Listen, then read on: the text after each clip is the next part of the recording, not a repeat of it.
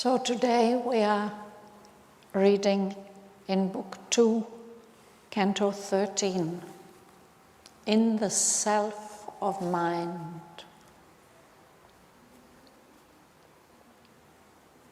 King Aswapati has moved through the heavens of the ideal, and now he's reached the special level.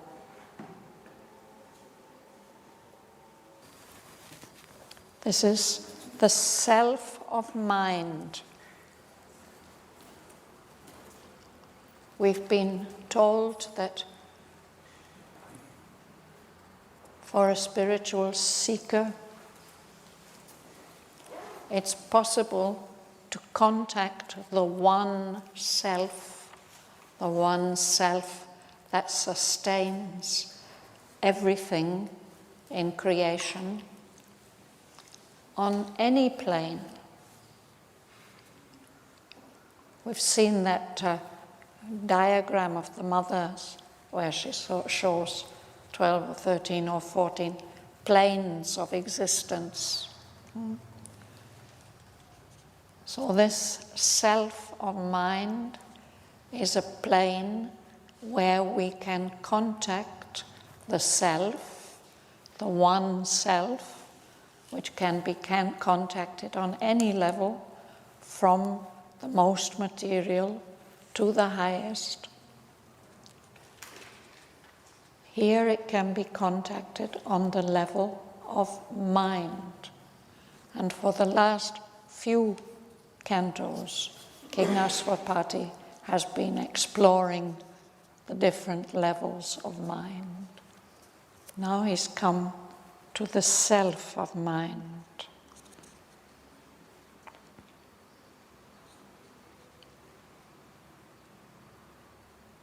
I'll read a part of it and then you can ask questions.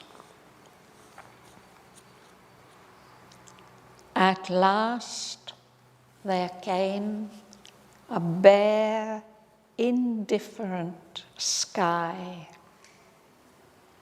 where silence listened to the cosmic voice, but answered nothing to a million calls. The soul's endless question met with no response. An abrupt conclusion ended eager hope, a deep cessation in a mighty calm, a finish line on the last page of thought, and a margin and a blank of wordless peace.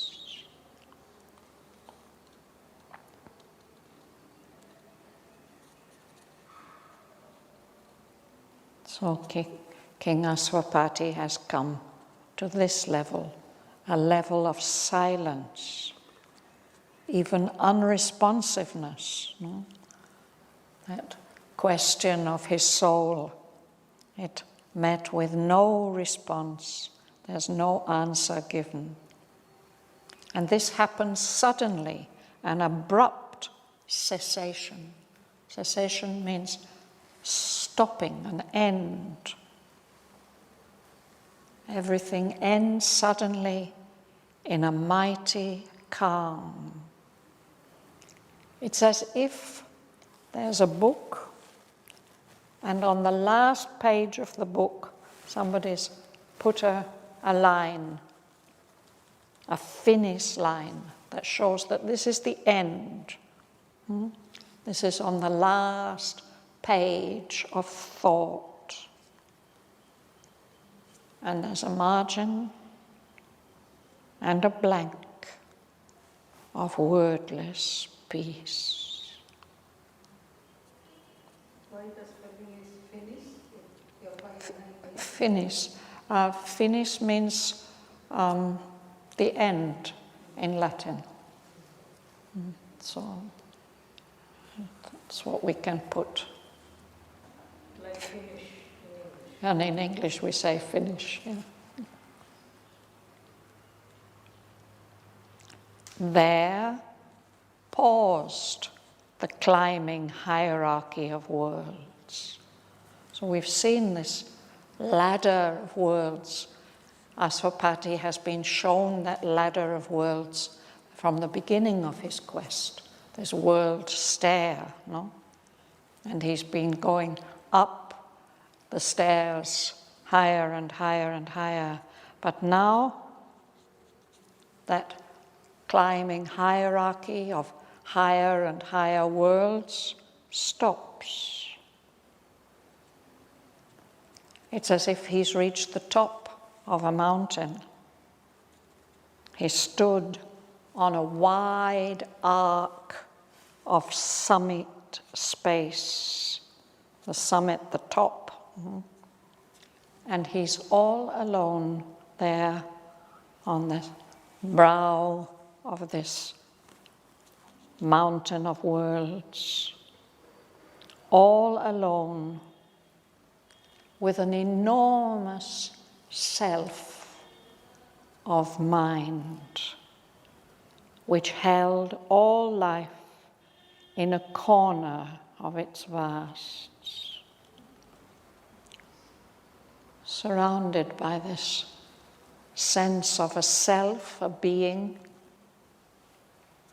a self of mind, which seems to hold the whole of life, of all living beings, just in a tiny little corner somewhere of its vastness. That enormous self of mind seems to be omnipotent, all-powerful, immobile, not moving, aloof, keeping at a distance. In the world which sprang from it, it took no part. It's as if the whole of the creation has been emanated from this self of mind, but it keeps itself separate. It is not taking any part in that world which has emerged from it. That world, that self of mind, gave no heed to the paeans of victory. It is not interested about the victorious songs, and it was indifferent even to its own defeats. It heard the cry of grief, but it doesn't respond, made no sign. Its gaze is impartial. It doesn't prefer this or that. It doesn't prefer evil to good or good to evil. It just gives the same value or look to everything. It saw destruction come and did not move.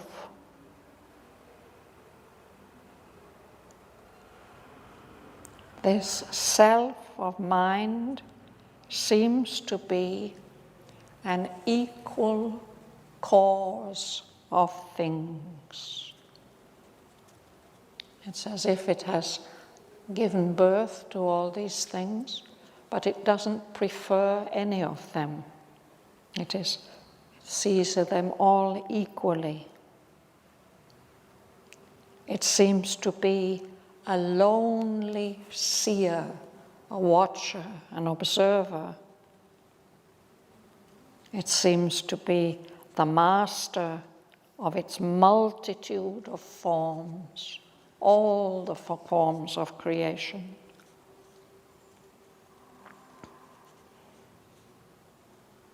It acted not,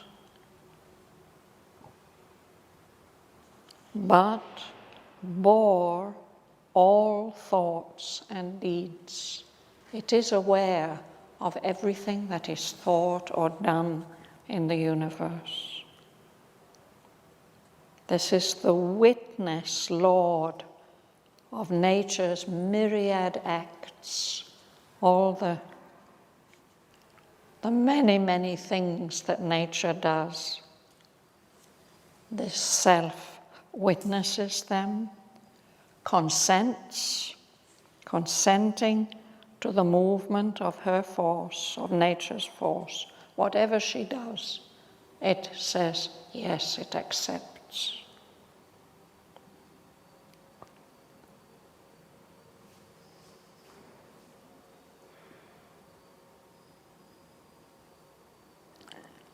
Asvapati's mind reflected this vast quietism, this inaction, this peace. He's not participating in it, he just observes and reflects it like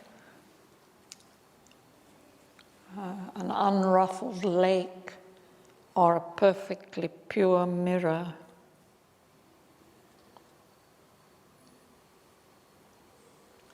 The poet tells us, this witness hush, this silent watching, is the thinker's secret base.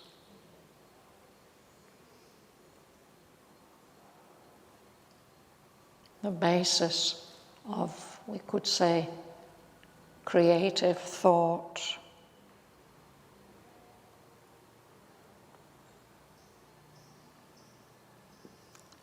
Hidden in silent depths, the word is formed, the word which communicates and creates, is hidden, its source is hidden. Hidden in silent depths, the word is formed. From hidden silences, the act is born. The act is born into the voiceful mind, our mind which is so full of many voices, and into the laboring world with all its action. In secrecy wraps the seed, the eternal souls. Silence, the mystic birthplace of the soul.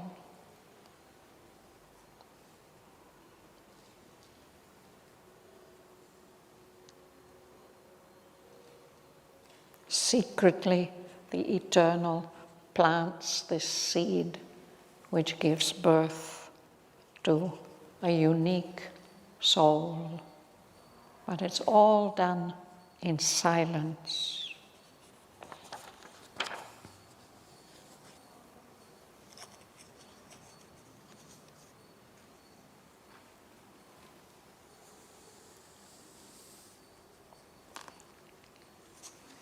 In God's supreme, withdrawn and timeless hush,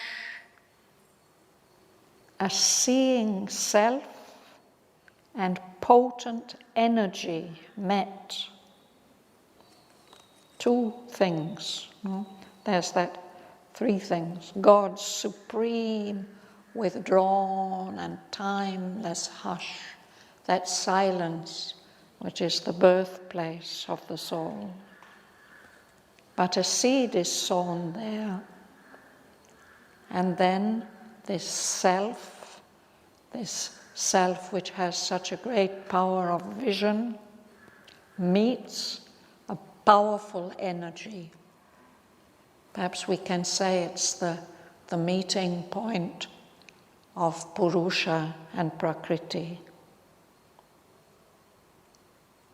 The silence knew itself, and thought took form. Self-made, from the dual power, creation rose. This is the origin of the creation, emanated by the dual power, the two in one.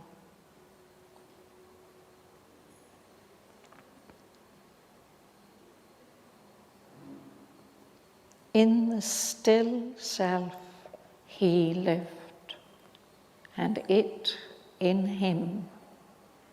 This is Asvapati's experience.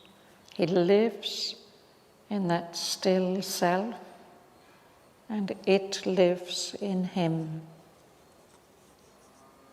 Its mute, immemorable listening depths, its vastness and its stillness were his own.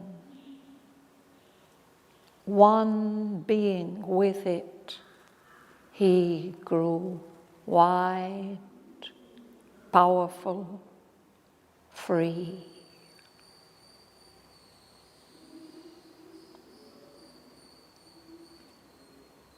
As one who builds his own imagined scenes and loses not himself in what he sees, spectator of a drama self-conceived, he looked on the world and watched its motive thoughts with the burden of luminous prophecy in their eyes, its forces with their feet of wind and fire arisen from the dumbness in his soul.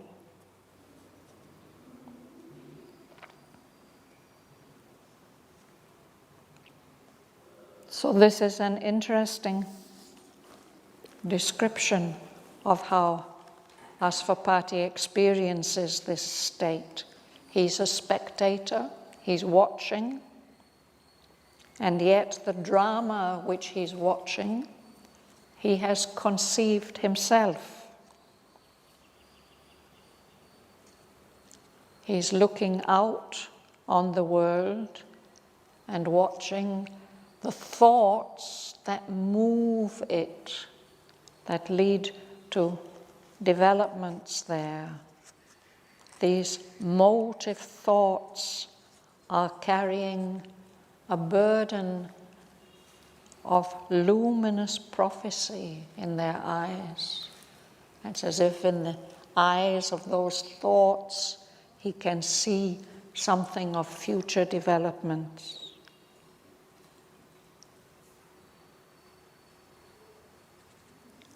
He watches the forces of that world with their feet of wind and fire, very dynamic feet.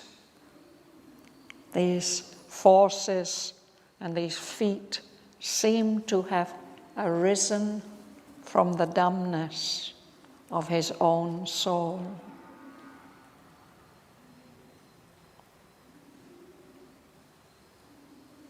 All now he seemed to understand and know. Desire came not, nor any gust of will.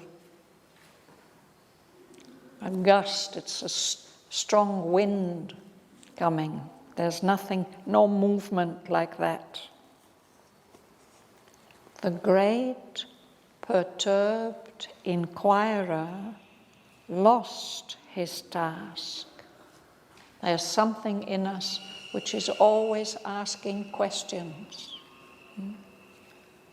But that also has fallen silent. Nothing was asked, nor wanted anymore. There he could stay. The self, the silence, one. His soul had peace. It knew the cosmic whole.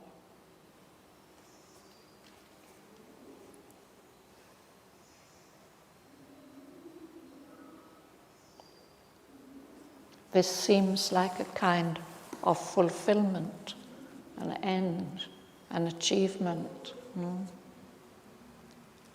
But just at that point, when he seems to know the whole universe, something suddenly happens. This is the state of Buddha as such.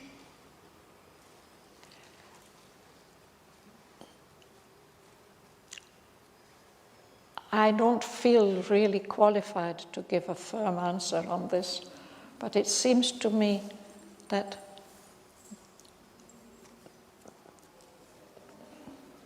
from his reaction also, this is the kind of fulfillment that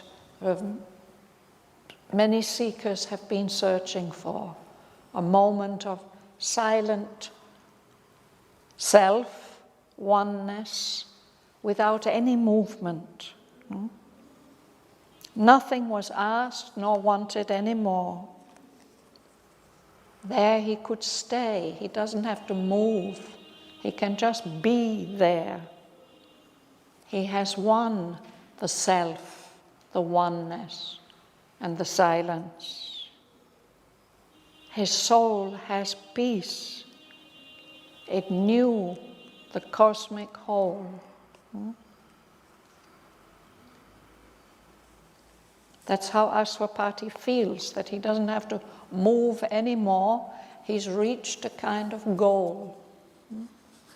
And this may be the goal that perhaps the Buddhists or other people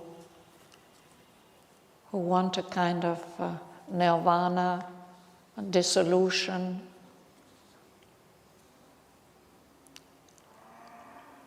But for Aswapati, that state is not allowed to last very long.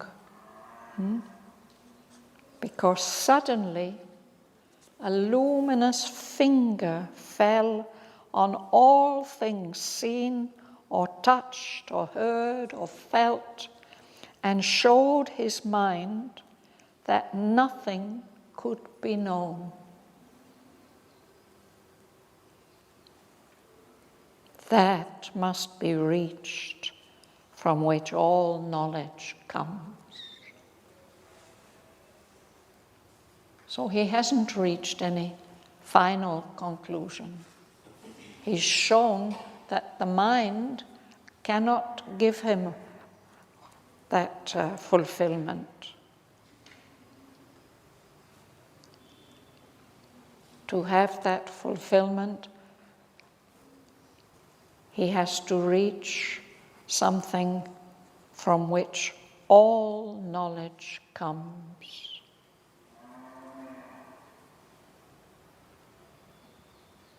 This is, I think, a special characteristic of Indian thought, the conviction that there's a kind of knowledge by which everything can be known.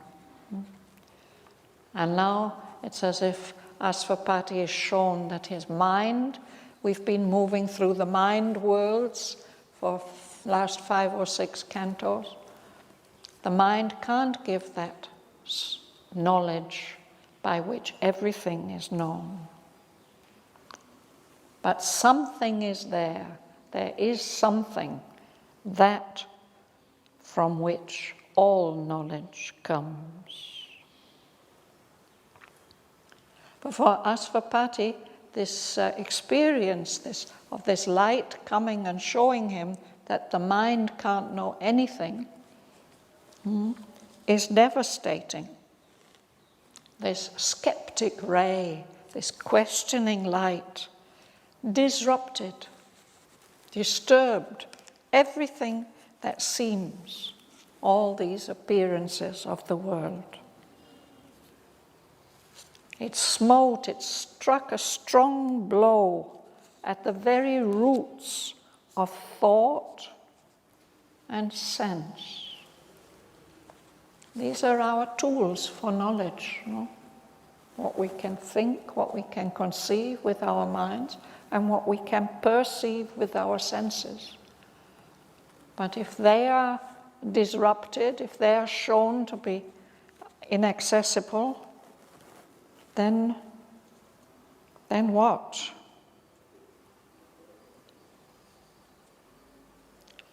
Thought and sense have grown, have appeared in a universe of nescience, of not knowing.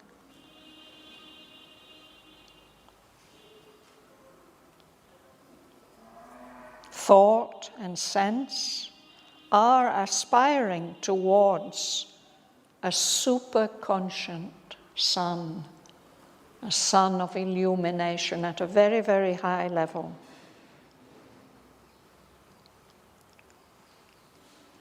That's playing in shine and rain from heavenlier skies, which they, thought and sense, never can win, however high their reach. And they can't go beyond it, however keen, however sharp their probe, their investigative tools. So for Asvapati, this has the effect of causing his mind a state of doubt. A doubt corroded even the means to think. He can't trust any of these normal tools. No? Distrust was thrown upon mind's instruments. Everything that it takes for reality's shining coin, all the things that we believe in, proved fact, fixed inference, deduction clear, firm theory, assured significance, all these kind of tools and conclusions of mind appeared as frauds upon time's credit bank, or assets valueless in truth's treasury, things without value.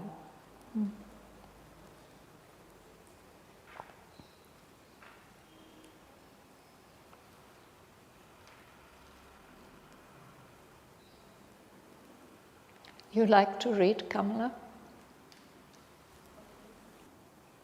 And ignorance on an uneasy throne, travestied with a virtuous sovereignty, a figure of knowledge carved in dubious words, and tinsel thought forms brightly inadequate.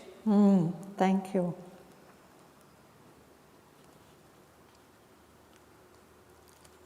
This state of ignorance, it may be sitting on a throne, but the throne is wobbly, it can't stay there. This ignorance seated on its uneasy throne, travestied, it's like caricatured, made a caricature of a sovereignty, of a rule which has come about purely by chance. It's just a figure of knowledge, dressed up in dubious words, doubtful words, and tinsel thought forms, brightly inadequate. Tinsel is what we dress the Christmas tree up in, no?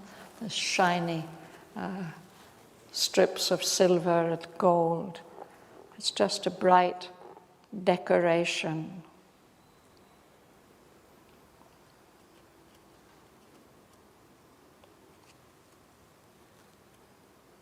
Dana, you like to read? A laborer in the dark, dazzled by half-light. What it knew was an image in a broken glass.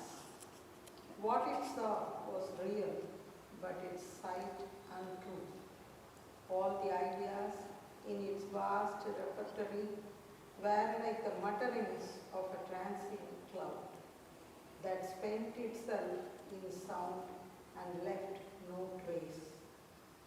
A frail house hanging in uncertain air, the thin, ingenious web around which it moves, put out a while on the tree of the universe and gathered up into itself again, was only a trap to catch life's insect food, winged thoughts that fluttered fragile in brief light, but dead, once captured in fixed forms of mind, aims puny, but looming large in man's small scale, flickers of imagination's brilliant gauze, and cobweb wrapped leaves alive no more.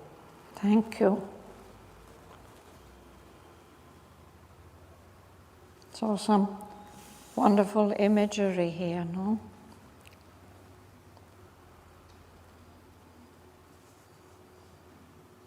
All the ideas in its vast repertory, the mind's vast repertory, like the mutterings of a transient cloud, a passing cloud that uses up all its energy in sound. Normally, a thundercloud should give us some rain, no? But nothing comes from this cloud. It spent itself in sound and left no trace.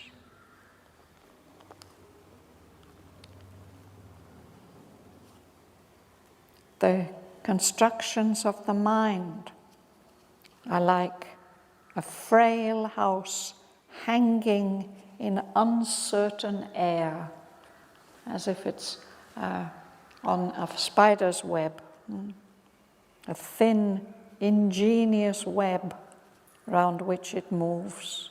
It's just been put out, the spider puts out the web from itself, no?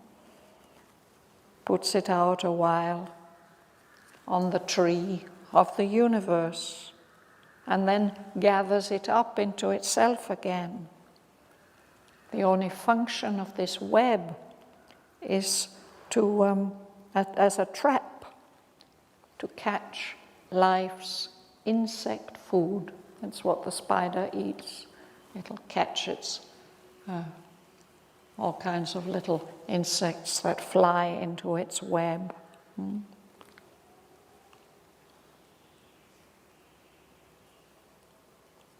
These are winged thoughts that flutter, fragile. They're not strong, they're easily broken. But they do flutter, they give the appearance of life in a brief light. But these winged thoughts are dead once they get caught, captured in, and are given fixed forms of mind.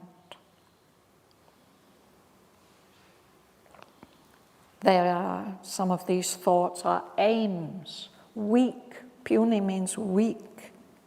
But these weak aims may seem to be very large and important and valuable to us. They loom large in man's small scale.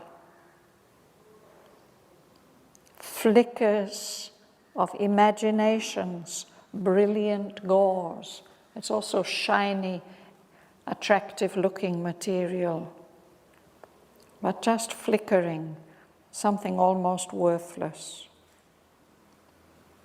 And beliefs that have been kept for ages and eons, but they're just wrapped up in cobwebs. They can't be alive anymore.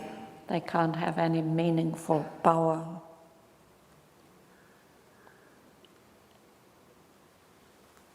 You like to read, Alexander? The magic heart of built-up certitudes, made out of glittering dust and bright moonshine,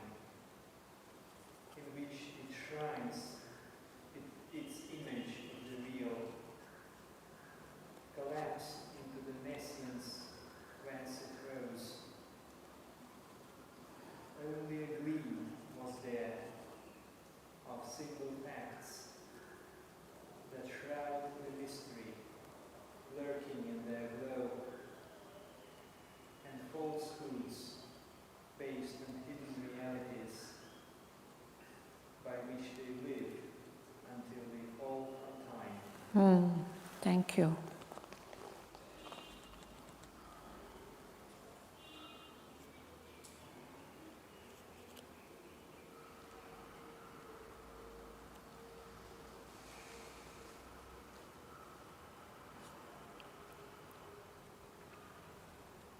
So there's this figure of knowledge, but he sees the unreality of that. The thin, ingenious web spun by mind.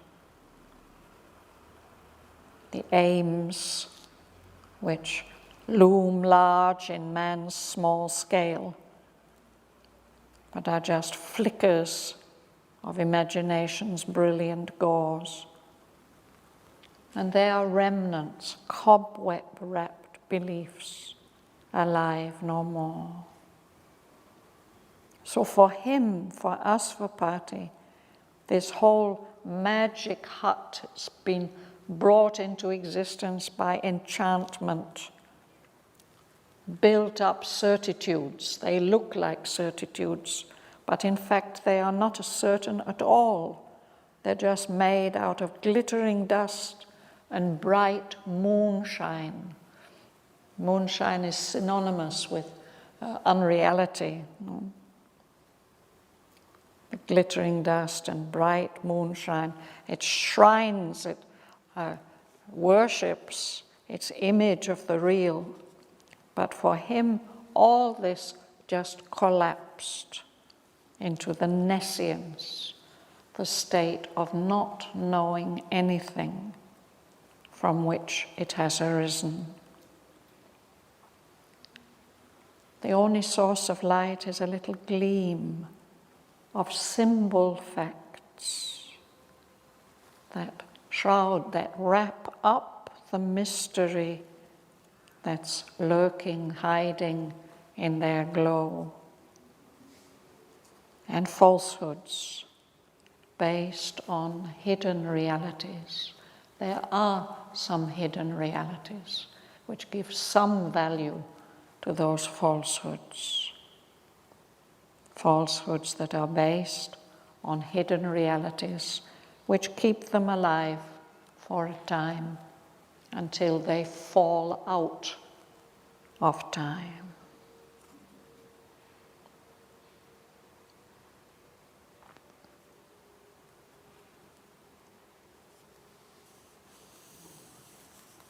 I think that's where we'll stop for today. But if anybody has anything they like to ask, we can. Explain from line number 76 to 78. Would you read it aloud, please, Dana? I don't have numbers here. A laborer in the dark, dazzled by half-light. What it knew was an image in a broken glass. What it saw was real, but its sight untrue. Yes.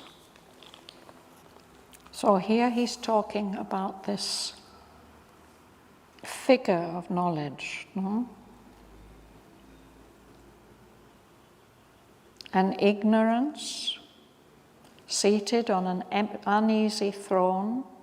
It seems to caricature or make a mockery of some sovereignty, some power that has come about by chance, which is just a figure of knowledge wrapped up in doubtful words, dubious words. And it's wrapped up in these shiny thought forms which are brightly inadequate. They don't give any true knowledge. So this figure of knowledge, of whatever is knowing it, is a laborer in the dark, dazzled by half-light. What it knew was an image in a broken glass. I think again here by glass he means a mirror. So if the mirror is broken, the reflection it gives you is distorted. What it saw was real, but it's sight untrue. This is something we hear from Sri Aurobindo quite often, that yes, there is a reality there, but the way we are seeing it doesn't give us the reality, doesn't give us the knowledge of the reality.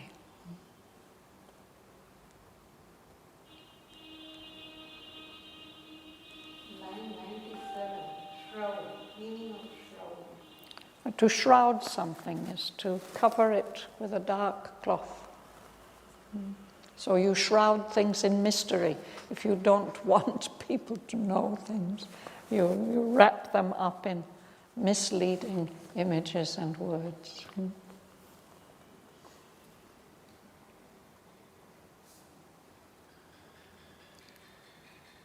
These are symbol facts. Maybe they have some meaning, no? But they wrap up, they hide the mystery that is lurking there, waiting perhaps to be revealed, lurking in their glow. And there's a gleam also of these falsehoods. This is interesting to me, these falsehoods which are based on hidden realities. And it's the hidden reality that gives them their right to live for a time until they can't live anymore.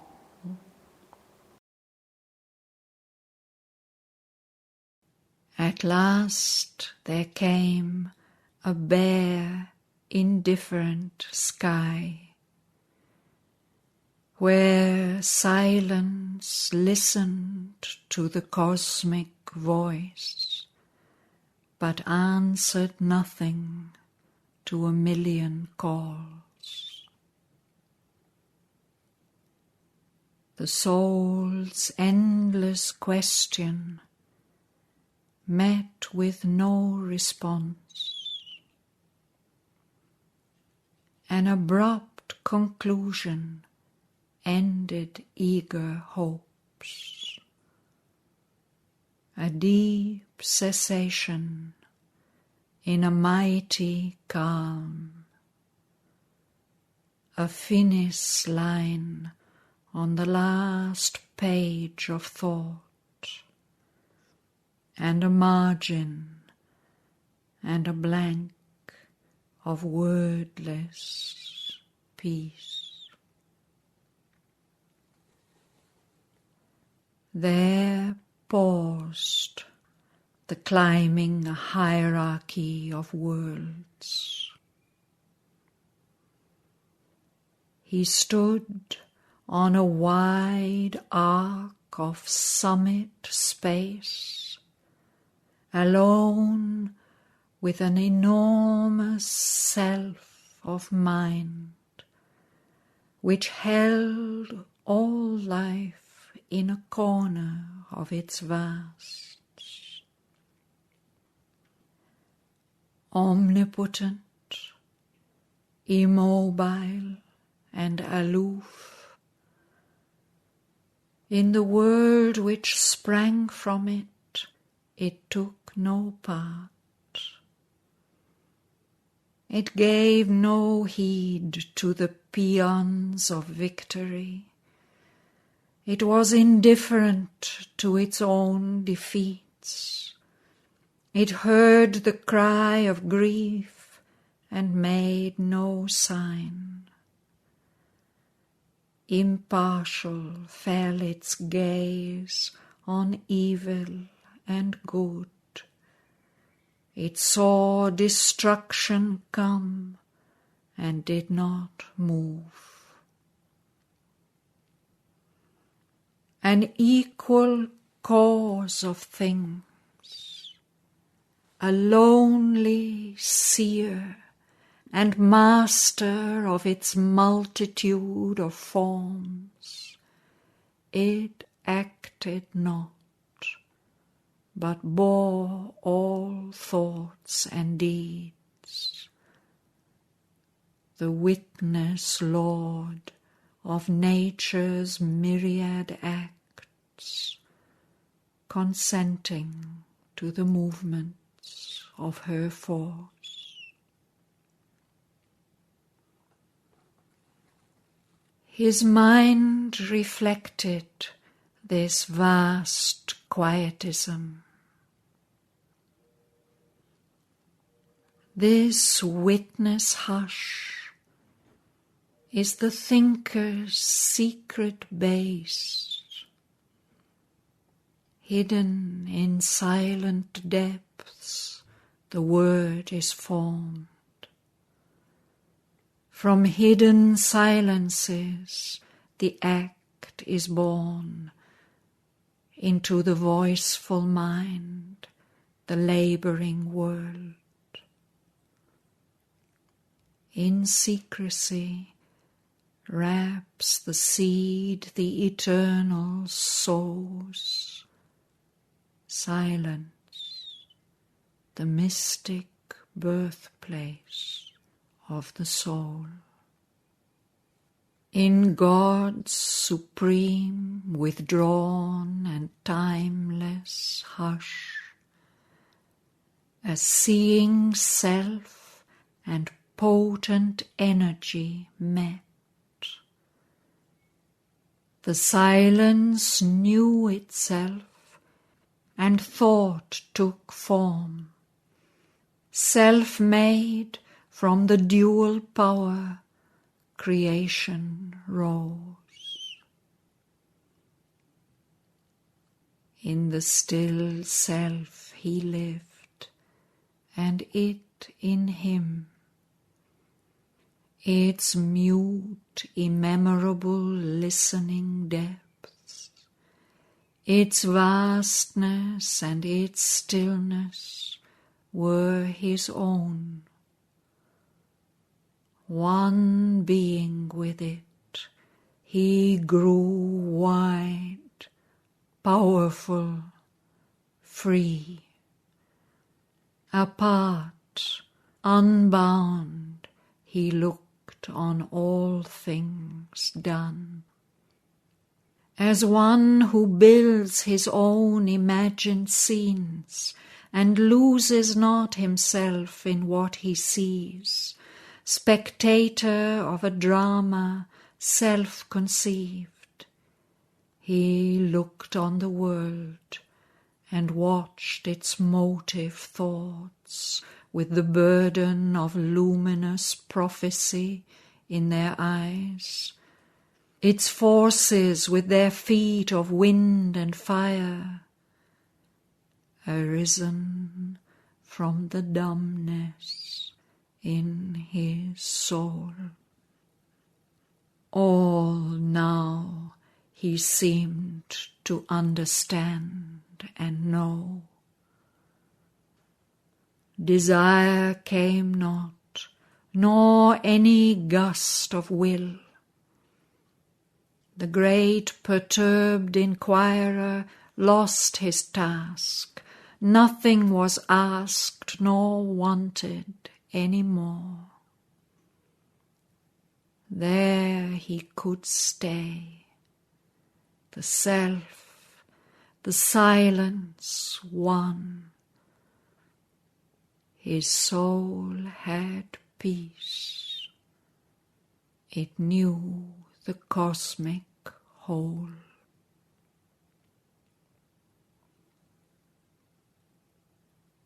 Then suddenly a luminous finger fell on all things seen or touched or heard or felt, and showed his mind that nothing could be known. That must be reached from which all knowledge comes. The skeptic ray disrupted all that seems, and smote at the very roots of thought and sense. In a universe of nescience they have grown, aspiring towards a superconscient sun, playing in shine and rain from heavenlier skies they never can win, however high their reach, or overpass, however keen their probe. A doubt corroded even the means to think. Distrust was thrown upon mind's instruments. All that it takes for reality's shining coin, proved fact, fixed inference, deduction clear, firm theory, assured significance, appeared as frauds upon time's credit bank, or assets valueless in truth's treasury. An ignorance on an uneasy throne, travestied with a fortuitous sovereignty, a figure of knowledge garbed in dubious words and tinsel thought forms, brightly inadequate. A labourer in the dark, dazzled by half-light, what it knew was an image in a broken glass. What it saw was real, but its sight untrue. All the ideas in its vast repertory were like the mutterings of a transient cloud that spent itself in sound and left no trace. A frail house hanging in uncertain air, the thin, ingenious web round which it moves, put out a while on the tree of the universe and gathered up into itself again, was only a trap to catch life's insect food. Winged thoughts that flutter fragile in brief light, but dead once captured in fixed forms of mind. Aims puny, but looming large in man's small scale. Flickers of imagination's brilliant gauze, and cobweb-wrapped beliefs alive no more. The magic hut of built-up certitudes, made out of glittering dust and bright moonshine, in which it shrines its image of the real, collapsed into the nescience whence it rose. Only a gleam was there of symbol facts that shroud the mystery lurking in their glow, and falsehoods based on hidden realities by which they live until they fall from time.